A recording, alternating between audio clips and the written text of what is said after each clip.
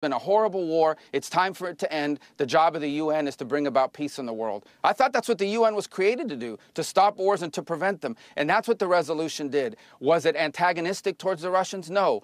Back to the point. But it also didn't praise the Russians. All it said is, this is a bad war. It needs to end. And by the way, at the Security Council, which has not been widely reported, the first resolution on Ukraine that has passed the Security Council in 3 years, passed this week because of the leadership of President Trump, and it's a resolution that says, bad war needs to end, let's bring the two sides together. That's what the resolution is. Again, what is the United Nations for? Isn't it not a forum to promote peace in the world? And shouldn't our president, shouldn't we all be happy that we have a president who's trying to stop wars and prevent them instead of start them?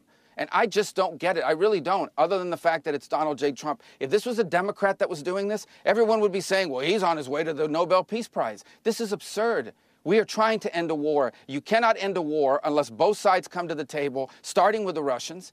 And that is the point the president has made. And we have to do whatever we can to try to bring them to the table to see if it's even possible. I'm not promising you it's possible. I'm not telling you it's 90% likely. I'm saying it's 0% likely if we don't get them to a negotiating table. And the sooner everyone grows up around here and figures out that this is a bad war that's heading in a bad direction with death and destruction and all kinds of dangers surrounding it that could spiral into a broader conflict, the sooner people grow up and realize that, I think the more progress we're going to be able to make. But the president's crystal clear. He campaigned on it, and he's going to govern on it. And that is, he is going to be a president that tries to achieve peace, and he has been very clear this is a war that would have never happened had Donald Trump been in the White House, and it needs to end, and we're going to do everything we can to end it in an enduring and sustainable and fair way.